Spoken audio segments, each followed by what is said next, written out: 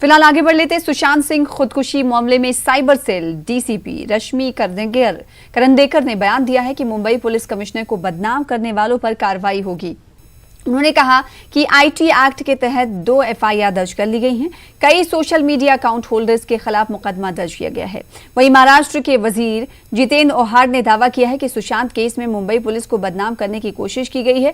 इस मामले में 80,000 सोशल मीडिया पर जाली अकाउंट बनाए गए थे। सर्वेश इस खबर पर मजीद तफसीलात के साथ जुड़ रहे हैं। सर्वेश, सुशांत खुदकुशी मामला जब जोरों शोर से सामने आया था उस वक्त मुंबई पुलिस पर कई तरह के सवाल उठ रहे थे।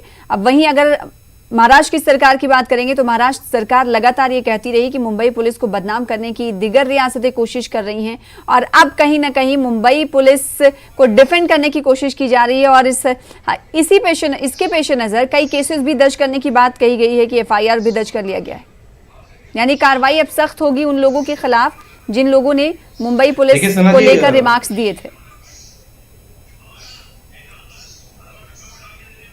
देखिए सना जी, ये तो शुरुआत है। ये मुंबई पुलिस को अपने आप पर पूरा भरोसा था, महाराष्ट्र की जो राज्य सरकार है उसको पूरा भरोसा था कि सुशांत मामले की जो जांच मुंबई पुलिस कर रही थी वो पूरी तरह से सटीक तरीके से कर रही थी। लेकिन सुशांत मामले में जिस तरह से पूरा राजनीतिकरण हुआ, बिहार में मामला दर्ज हुआ, उसके परिवारों वालों ने जो एलिगेशन लगाए, उसके बाद केंद्र के बाद यहाँ पर सीबीआई की टीम भेजी गई, तो पूरा कुल मामला जुलाकर मुंबई पुलिस को तो बदनाम करने की नाहक कोशिश की गई, राज्य सरकार को भी बदनाम की गई। अब एम्स की रिपोर्ट जिस पर सबकी नजरें टिकी हुई थी, जैसे ही एम्स की रिपोर्ट आई और जो रिपोर्ट मुंबई पुलिस ने अपने रिपोर्ट में बताई थी वही बातें एम्स की रिपोर्ट में भी बताई गई हैं, तब मुंबई पुलिस जाके अब लगातार अपनी कार्रवाई को कल से ही अंजाम देना शुरू कर दिया है। अब आईटी एक्ट के तहत 2 एफआईआर जरूर दर्ज कर लिए गए हैं। सोशल मीडिया के ऐसे कई अनगिनत अकाउंट मुंबई पुलिस के नजर में आए हैं जो जैसे ही जिस दिन सुशांत की मौत हुई थी 14 जून की रोज, उस जून के अगले दिन ही तमाम जितने सोशल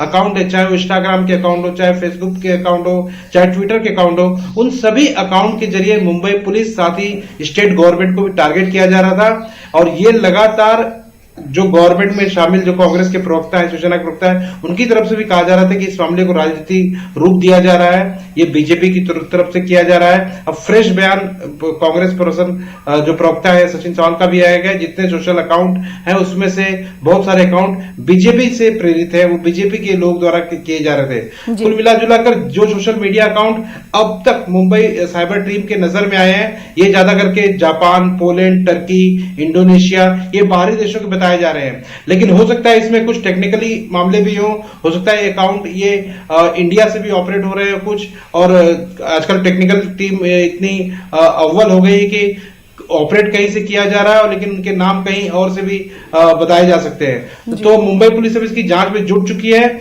और ये जांच सिर्फ यहीं नहीं रुकेगी सना जी, ये जांच बहुत आगे तक जाएगी, गिरफ्तारियां भी हो सकती हैं इसमें, क्योंकि जिस तरफ से एक मुंबई पुलिस के एक शहर के बड़े कमिश्नर को बदनाम करना, एक स्टेट गवर्नमेंट को बदनाम करना, तो कुल मिला जुला कर ये कार्रवाई आगे भी जारी रहेगी। और आज इसी बात को लेकर महाराष्ट्र के जो गृह मंत्री हैं अनिल देशमुख, वो 12 बजे मीडिया से मुखातिब भी होने वाले हैं और कई नई सारी जानकारियां भी सामने रख सकते हैं। जी, अब देखने वाली बात होगी जब इस हवाले से प्रेस कॉन्फ्रेंस का इनेकाद किया जाएगा और इसमें मिनिस्टर के जरिए क्या कुछ शवाहिद या सबूत रखे जाते हैं, देखने वाली बात होगी। फिलहाल अब जिस तरह से सुशांत केस मामले को लेकर कहीं ना कहीं मामला थम गया है।